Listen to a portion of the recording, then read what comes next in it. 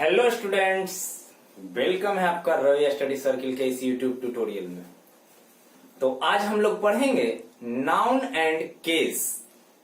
Noun and case के पहले already हम लोगों ने noun, noun and number, noun and gender और ये प्रोनाउन का चैप्टर प्रीवियस क्लास तक पढ़ चुके हैं। तो चलिए आज हम लोग पढ़ेंगे नाउन एंड नंबर। लेकिन उससे पहले अगर कोई previous chapter noun, noun and gender, noun and number या प्रोनाउन का वीडियो नहीं देखे हैं तो जरूर देख लीजिए, ताकि आपको नाउन एंड केस पूरा समझ में आए।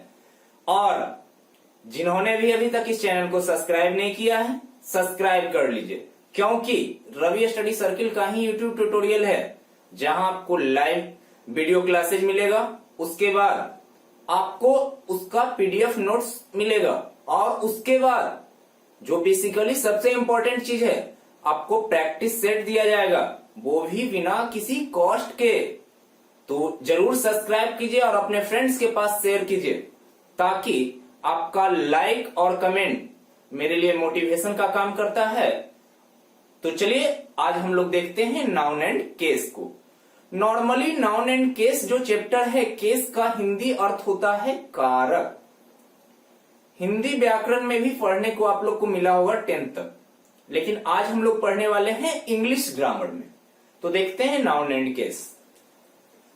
नाउन एंड केस, नाउन के साथ ही केस को क्यों रखा गया है, यह भी क्वेश्चन होगा, क्योंकि बहुत सारे नाउन का कॉन्सेप्ट आपको इसमें पढ़ना होगा। तो आइए देखते हैं क्या है case. Case refers to, case किसको रेफर्स करता है? How nouns and pronouns. कल मैंने प्रोनाउन का लेक्चर में यह बात बोला था कि प्रोनाउन मैं इसलिए पहले लेके आया हूं प्रोनाउन का वीडियो को, ताकि आपको नाउन एंड केस पूरा समझ में आए। तो देखिएगा attentionally, case refers to how nouns and pronouns are used in relation to the other words in a sentence। अब समझिएगा ध्यान से, केस किस चीज को दर्शाता है, किस चीज को रेफर करता है? तो रेफर करता है नाउन और प्रोनाउन को। देखिएगा, नाउन और प्रोनाउन को रेफर करता है। उसके बाद इन रिलेशन, इसका संबंध बताता है। किससे बताता है? Relation to other words. कहां बताता है? In a sentence. तो अगर आप समझने का कोशिश करेंगे तो आपको समझ में आ गया होगा कि किसी भी वाक्य में अन्य शब्दों के साथ नाउन और प्रोनाउन का संबंध अन्य शब्दों के साथ कैसा है, ये बताने का काम करता है केस। आई थिंक आप लोग समझ गए होंगे केस क्या है।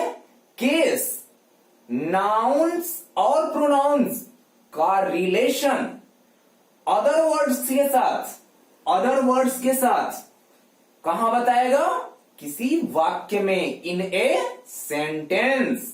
तो आई थिंक आप लोग को क्लियर होगा कि केस है क्या। सिंपल सी बात है। तो चलिए आगे देखते हैं हम लोग। There are the following types of case. तो केस का टाइप अब हम लोग देखते हैं कितना टाइप का है। तो चलिए आइए देखते हैं हम लोग केस का सबसे पहला टाइप्स। ये हम लोग देखते हैं केस का पहला टाइप। तो केस का पहला टाइप है नोमिनेटिव, या इसी को हम लोग कहते हैं सब्जेक्टिव केस। देखिए, सब्जेक्टिव या नोमिनेटिव इसी का नाम है, दोनों एक ही है, इससे आपको कंफ्यूज नहीं होना है। तो चलिए देखते हैं क्या है।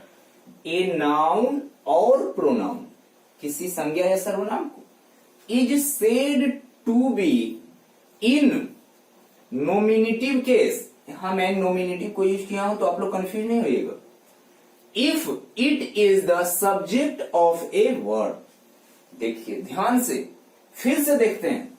ए नाउन और pronoun is said to be in nominative case. किसी भी नाउन या प्रोनाउन को तब बोलेंगे कि वो नोमिनेटिव केस है जब वो किसी वर्ब का क्या होगा? सब्जेक्ट होगा। वो किसी वर्ब का यदि सब्जेक्ट है तब वो क्या होगा? नोमिनेटिव केस में होगा। देखते हैं एग्जाम्पल हम लोग, और अच्छा से भी समझ में आ जाएगा।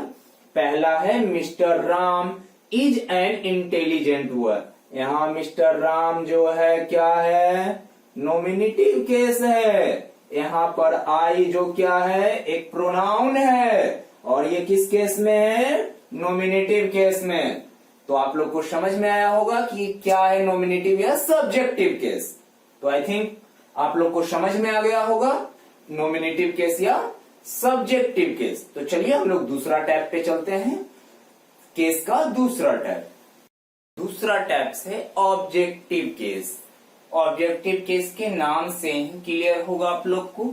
तो देखते हैं, ए नाउन और pronoun is to be in objective case. आप लोग को समझ में आ रहा होगा, किसी भी नाउन या प्रोनाउन को हम लोग तभी कहेंगे कि ऑब्जेक्टिव केस में, कब, इफ इट, यदि वह is the direct object of verb, direct object रहेगा वर्ब का।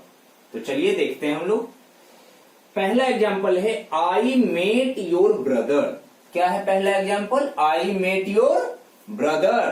तो यहां पे क्या होगा ऑब्जेक्टिव केस में, ऑब्जेक्टिव केस में यहां पर है योर ब्रदर। यहां the book is on the table, यहां द टेबल क्या होगा, ऑब्जेक्टिव केस होगा। तो समझ में आ गया होगा subjective case and objective case दोनों क्लियर कर चुके हैं। तो आइए हम लोग देखते हैं केस का तीसरा नंबर। तो चलिए आइए हम लोग देखते हैं केस का तीसरा नंबर। तीसरा नंबर केस है पोसेसिव केस। तो आइए देखते हैं हम लोग पोसेसिव केस में पढ़ना क्या है। ए नाउन और pronoun is said to be in possessive case. किसी भी नाउन या प्रोनाउन को हम लोग तभी कहेंगे कि वो पोसेसिव केस में है इफ इट डिनोट्स, क्या डिनोट करेगा, पोसेशन और ऑनरशिप। अगर आप पोसेशन और ऑनरशिप नहीं समझ रहे हैं तो इसका हिंदी अर्थ होता है मालिकाना हक या स्वामित्व।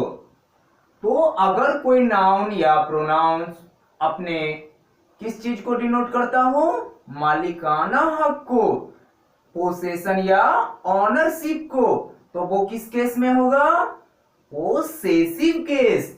देखिए यहाँ पे दिस इज योर, ये योर क्या होगा, possessive case. It is our idea, our क्या होगा, पोसेसिव केस।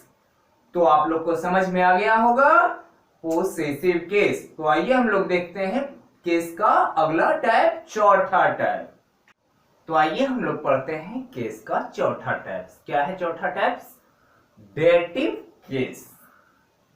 इन नाउन और pronoun said to be in dative case. कब बोलेंगे कि ये डेटिव केस में है, if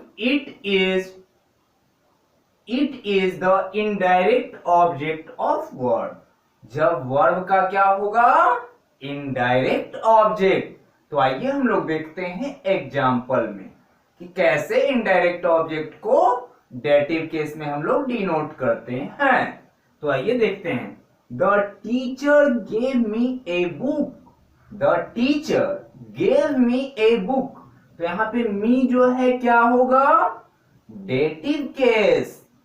gate him a pen, तो यहां पे हिम क्या होगा, हिम होगा डेटिव केस। तो आप लोग आज केस पढ़ें।